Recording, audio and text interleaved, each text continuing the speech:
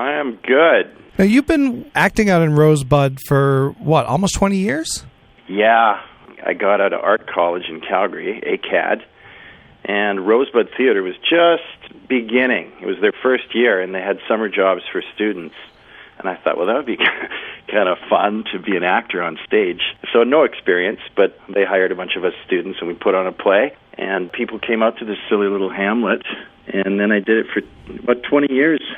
Yeah. So it really did start by a seat-of-the-pants kind of idea. It really did. We built little bleachers out on the corner of the street, and we built a little stage, and we did a little outdoor show, and we have to wait for the big train to come through once a show. We incorporated, it was a comedy, so we were able to incorporate this train into the show. There was mosquitoes, we handed out insect repellent, and that was the humble beginnings of Rosebud Theatre. What did it teach you about, I suppose, self-reliance, or about the value of, well, we've got an idea and we've got the passion for it, let's go for it? It taught me everything. There's this the wacky creator of this whole little vision is Laverne Erickson, and he dreamt it up, and he said, I think if we do theater and we provide a meal, people will come out and see this thing, and when they come and you see it and they love it, and now I can look back 30 years later and go, brilliant idea, but at the time it seemed pretty dumb. So I think that it influenced me a lot in the things that I do, because I'm an entrepreneur. I've really never held down a job working for the man for any length of time. I'm sort of a self-motivated photographer, director, actor, and musician. I just saw that, hey, it can be done when you have support from people who like you. You venture out into a new thing, and they usually support you there and in your new endeavor. And I don't know, so far so good. Huh. And that's how the foray into film started, I guess. Yeah, I mean, I guess the three of us guys, Jordan Cutbill, Aaron Krogman, and myself, we're theater guys, storytellers. Even I'm a songwriter too, and I'm a photographer. So I take, there's a story in everything. Even though we hadn't done film and video, we all said, what would it be like to start a little film company? We probably know the basics of storytelling, and we were encouraged that way too. People said, oh yeah, you'll have no problem because storytelling is the foundation of this. So we formed a little production company, and we thought in about 5 years down the road we could make a movie. But for now we'll do music videos, wedding videos, and promotional stuff. And we had this amazing little movie opportunity drop into our laps in our first year, much to the surprise of us all. No, but at the same time, though, you had the storytelling element down, but you're entering a new medium for the most part for you guys as individuals. So how much did it feel like it was a little bit over your heads? Way over our heads. Way over our heads. I mean, we were just digging around, asking others and looking on the internet what kind of camera you can buy. I think that what it is this explosion in technology. We realized that you can do this out of the basement of your house.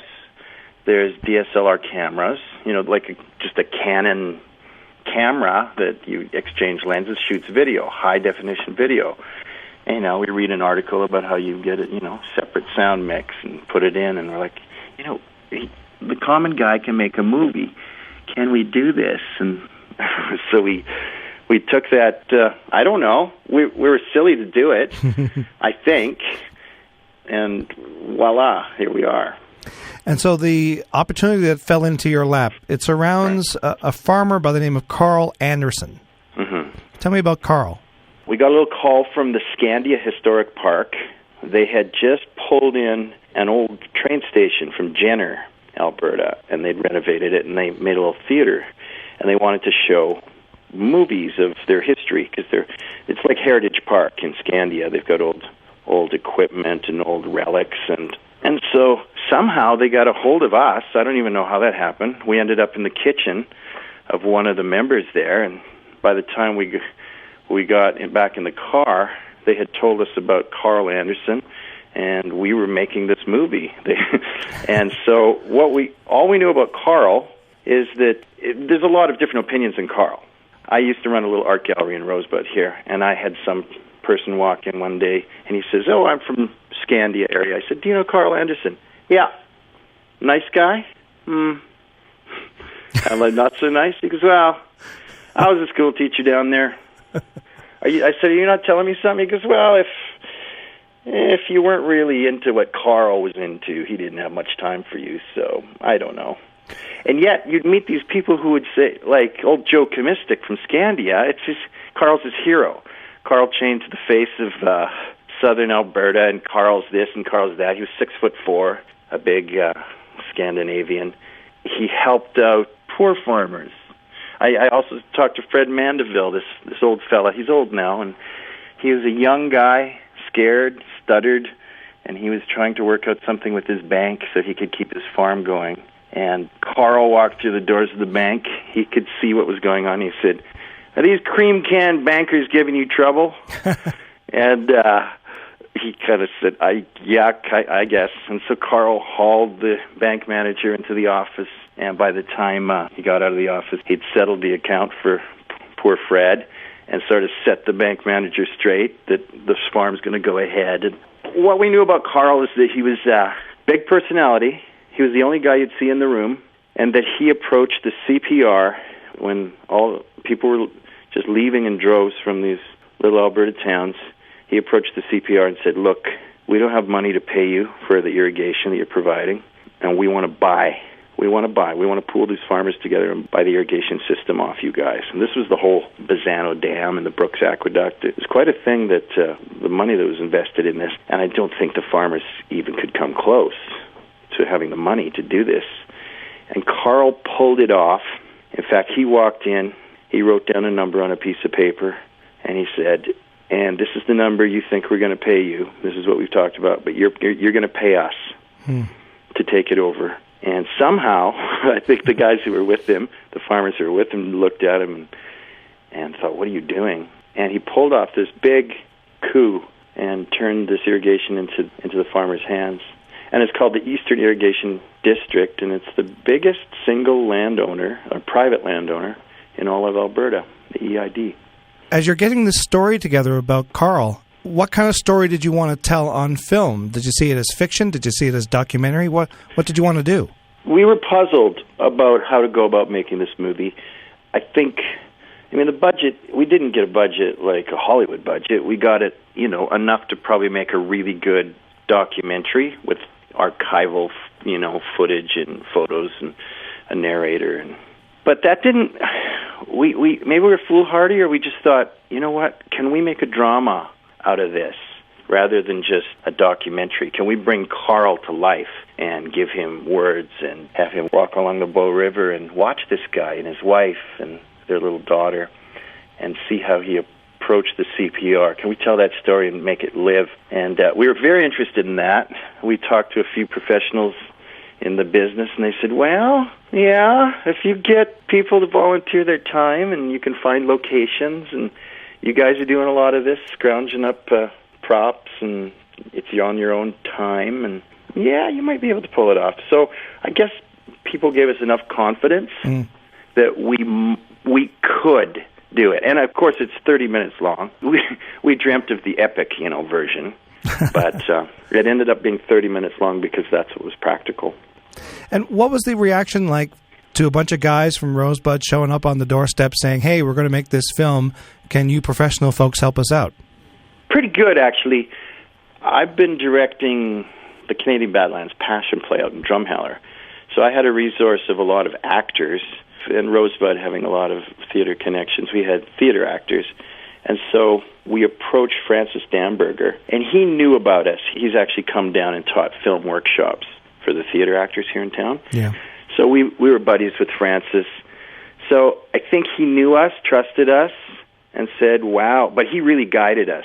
Like when Aaron began to write the script, it was an epic. He wanted it to begin this way, in this vista of Carl working in the foothills, with the Rocky Mountains in the background, ranching, and Francis was like, okay guys, slow down.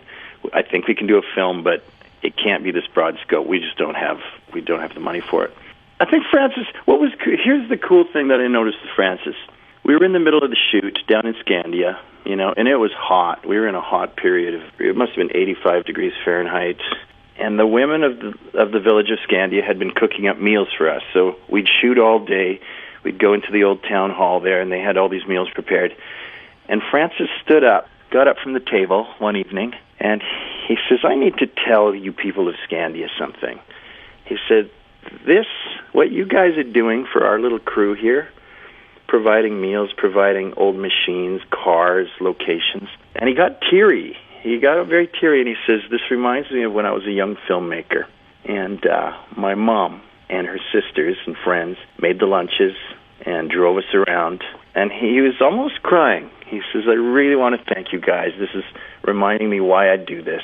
And I could see this young filmmaker, and he was looking at us young guys, and I could kind of see in him that it renewed something in him. Because I think there's a big industry, too, that can be quite jading. Yeah. But in the moment, in sitting in that little town in Scandia, eating corn on the cob and potatoes, and these farm women rushing around, and they're very excited. They're part of this, the movie people have come to town, right? Mm-hmm.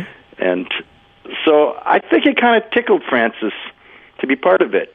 So to remind you of the roots of it all, hey? It seemed to remind Francis of the early days.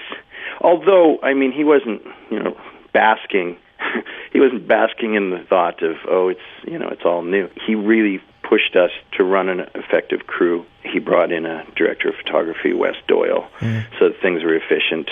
But yeah, to shoot in the Alberta prairies, I mean, those hot days, and it would cool off in the evening, and we were out along the Bow River, and the sun is setting, and there's an old Model T driving towards the cameras, and the dust is coming out off the wheels, and there's a little family that's packed into the front of this truck, and they're having to move away from Alberta, and it's idyllic, and it's beautiful.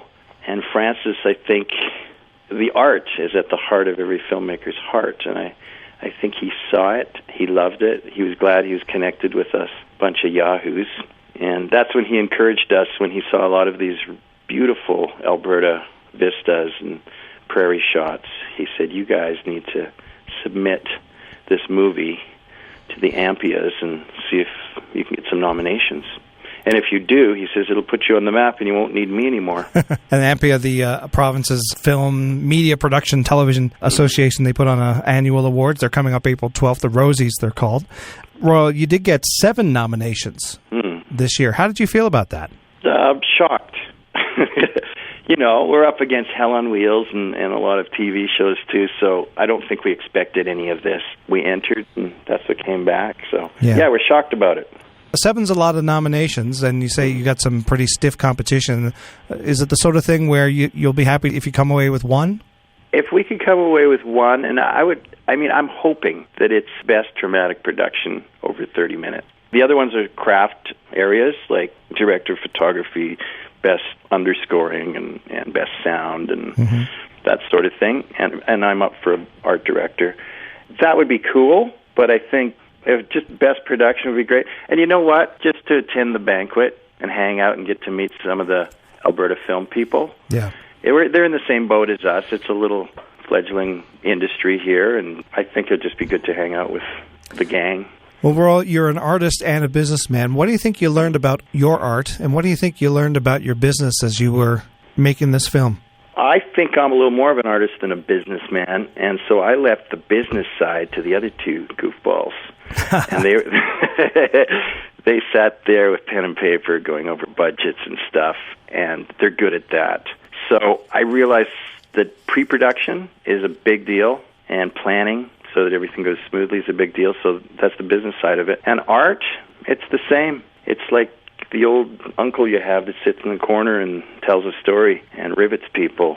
We just keep trying to do that and put it on film. And yeah, as a business person, plug away, make every little penny and nickel count, beg, borrow, and steal. And as an artist, just do your thing and trust yourself. Yeah. Well, Royal, this is going to be quite an achievement. It's quite an achievement already, the fact that you got to make this film and now it's in contention for some prestigious awards. Royal Spruill, along with his partners Aaron Krogman and Jordan Cutbill, they're all actors with Rosebud Theatre and taking part in the passion plays that happen each year in the Badlands. And the film production company Smoke Signal Media have just produced a film called Carl's Way. You can view the trailer on YouTube or on your website. Yep, smokesignalmedia.ca. Excellent.